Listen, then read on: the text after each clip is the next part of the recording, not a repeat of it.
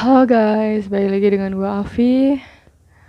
Kali ini gue mau sedikit sharing mengenai pengajar muda Indonesia Mengajar yang mana tahun ini sudah berada di angkatan XXIV, ya kayak angkatan 24.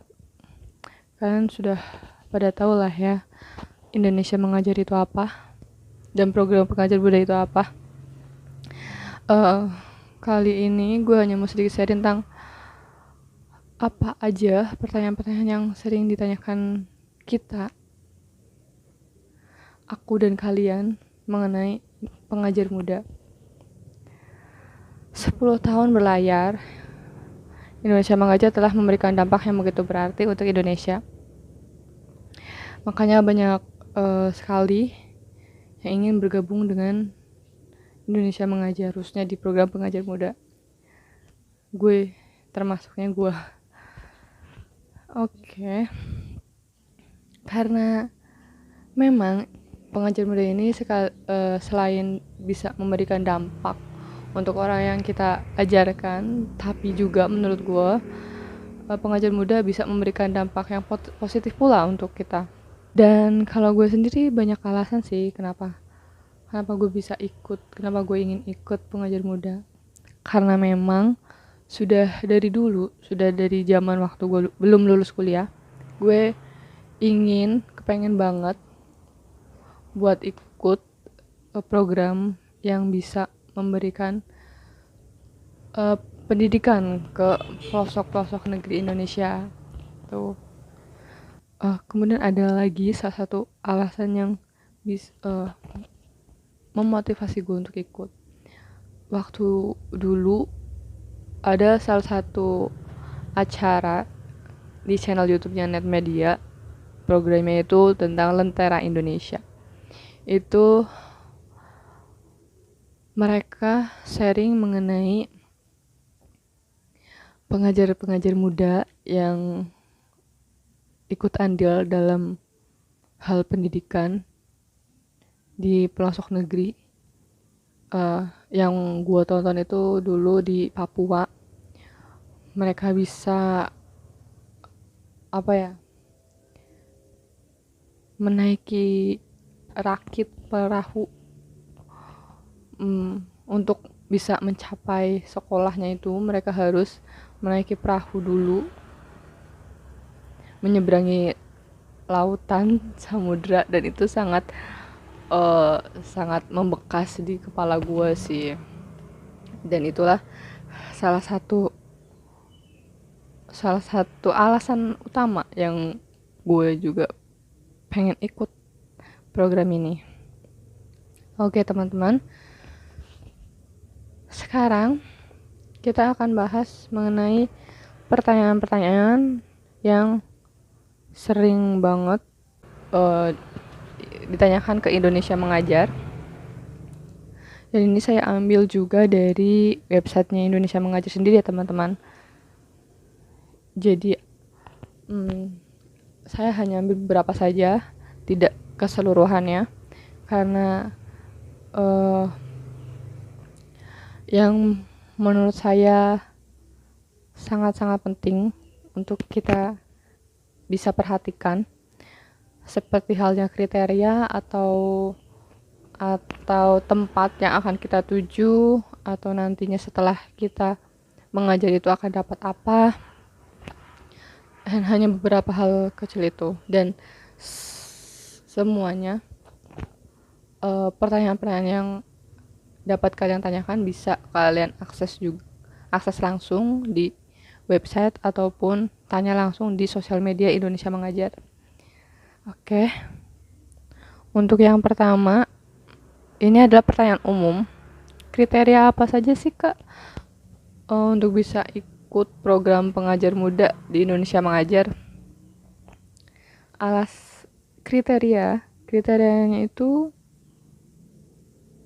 gak banyak, hanya beberapa, dan ini bisalah untuk kita ikuti.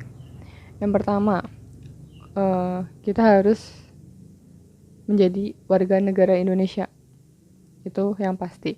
Yang kedua, lulusan S1, D4 atau sederajat. Yang ketiga, belum menikah. Yang keempat, berusia maksimal 30 tahun. Oke, itu aja kriteria dari pengajar muda Indonesia Mengajar.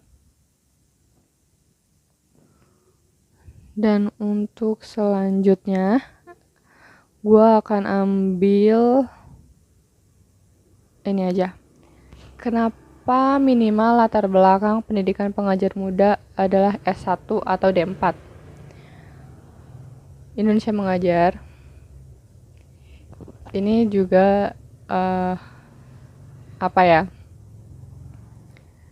ingin mencoba mengirimkan sarjana terbaik untuk mengajarkan anak-anak lainnya. Jadi tidak asal-asalan Indonesia Mengajar itu mengirimkan agen pengajar ke pelosok-pelosok negeri. Mereka harus mencari orang-orang yang memang sangat bertekad dan mampu menyelesaikan tugas yang menurut saya itu cukup bukan berat, cukup membanggakan ya menurut gue ya. Jadi Indonesia Mengajar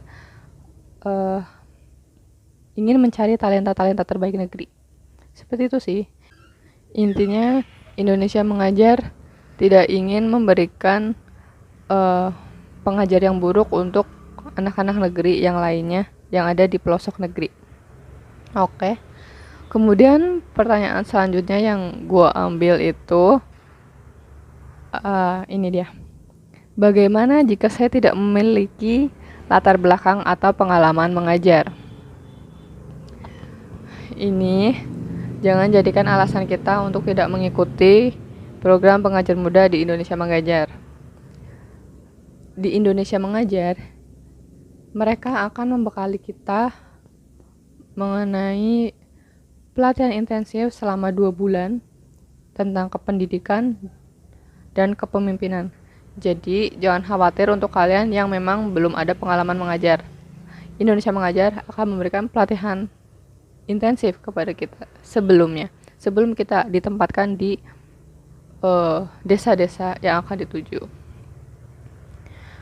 Baik teman-teman, untuk pertanyaan selanjutnya itu mengenai apa saja proses yang harus saya lalui jika ingin menjadi pengajar muda. Oke, di website Indonesia Mengajar itu diterangkan ada 5 proses. Yang pertama, pengisian formulir pendaftaran di website Indonesia Mengajar. Websitenya itu pm.pengajarmuda.org kalau nggak salah ingat. Nanti gue kasih di description box aja ya teman-teman. Kemudian di tahap kedua itu ada direct assessment. Direct assessment itu setahu gue ada FGD dan wawancara. Dia tuh di FGD ini tuh setahu gue kayak mencari orang yang mampu bekerja sama, memiliki kepemimpinan yang baik, tidak egois. Intinya mengenai cara berkepemimpinan yang baik di FGD itu. Dan wawancara itu mengenai kepribadian kita sendiri. Kemudian setelah ada direct assessment itu ada medical check up. Setelah medical check up itu ada tanda tangan kontrak. Kemudian pelatihan calon pengajar muda yang selama 2 bulan itu. Kemudian pertanyaan yang lainnya itu, apakah saya dapat menjadi pengajar muda ketika masih memiliki aktivitas lain? Indonesia Mengajar menerangkan bahwa saat kita menjadi pengajar muda itu tidak boleh melakukan aktivitas lain selain itu. Kita harus memfokuskan diri pada program pengajar muda karena mereka tidak ingin kita itu terbagi fokusnya. Jadi dalam mengajar pun kita tidak memberikan secara maksimal gitu. Oke. Untuk pertanyaan selanjutnya,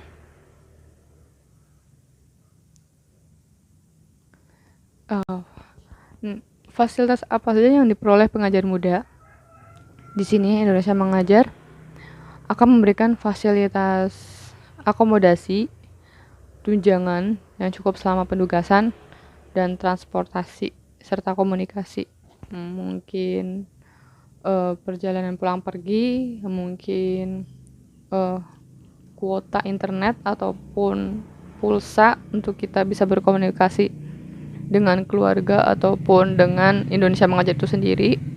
Oke, untuk pertanyaan selanjutnya itu mengenai di mana saya akan ditugaskan sebagai pengajar muda, di mana kita akan ditugaskan sebagai pengajar muda. Ini salah satu pertanyaan yang cukup bikin gue curious juga.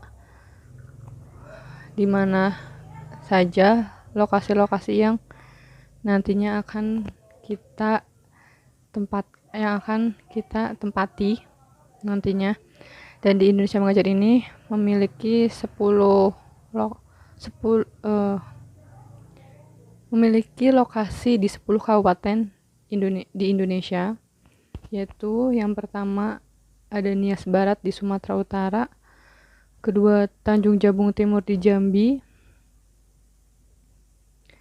ketiga ada Kayong Utara di Kalimantan Barat, keempat Seruyan Kalimantan Tengah, kelima Sigi Sulawesi Tengah, keenam Boa-Lemok Gorontalo, ketujuh Seram bagian timur Maluku, kedelapan Kepulauan Aru Maluku, 9 Maibrat Papua Barat, 10 Teluk Wondama di Papua Barat juga. Ini sebagian besar memang ada di wilayah timur Indonesia ya teman-teman. Cukup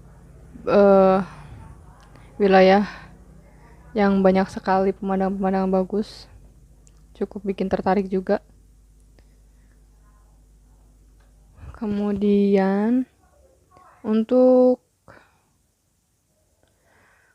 ketentuan ketika kita bertugas sebagai pengajar muda, dijelaskan di sini bahwa pengajar muda ini akan ditempatkan di beberapa kabupaten dengan berkelompok. Satu kelompok itu terdiri dari 6 sampai 8 orang.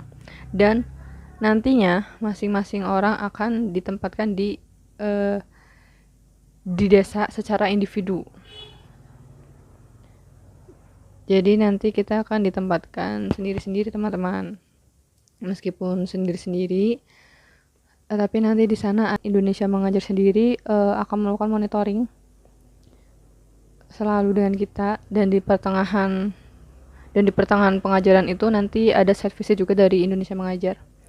Mungkin itu yang mungkin bisa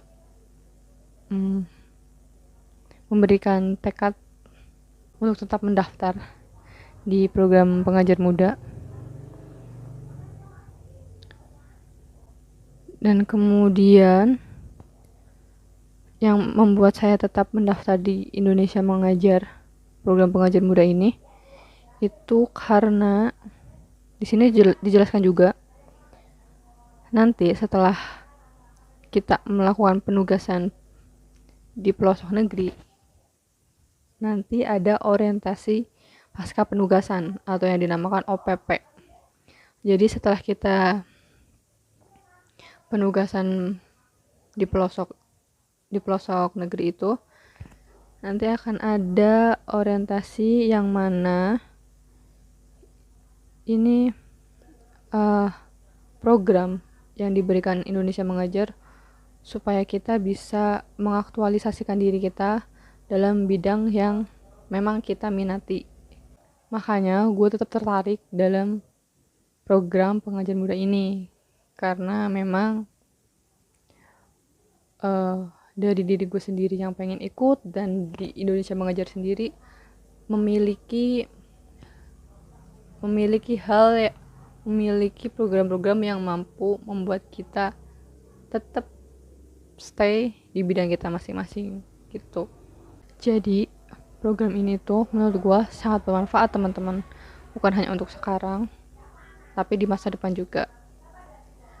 Dan menurut gue ini juga bisa dijadikan CV kita untuk bisa lanjut kuliah ataupun untuk mendaftar pekerjaan yang lain gitu. Jadi jangan khawatir kalau kalian tidak akan mendapatkan apa-apa dari program ini. Kalau menurut gue, malah kita yang akan mendapatkan lebih banyak manfaatnya. So, tetap berusaha, tetap berdoa supaya kita bisa menjadi pengajar muda di Indonesia Mengajar. Dan untuk pertanyaan-pertanyaan yang lainnya, teman-teman bisa cek di website Indonesia Mengajar sendiri atau tanya-tanya langsung di sosial media Indonesia Mengajar. Baik teman-teman, sekian sharing kita hari ini. Semoga bermanfaat buat kalian dan pastinya bermanfaat buat gue juga. Oke teman-teman, itulah yang bisa gue sampaikan mengenai pengajar muda di vlog kali ini. Ada satu pantun buat kalian. Beli pensil di toko Paritwan, belinya sama si Andri. Terima kasih sudah mendengarkan. Saatnya gue undur diri. Dadah. Wassalamualaikum warahmatullahi wabarakatuh. Jangan lupa like, komen, subscribe, dan share. Dadah.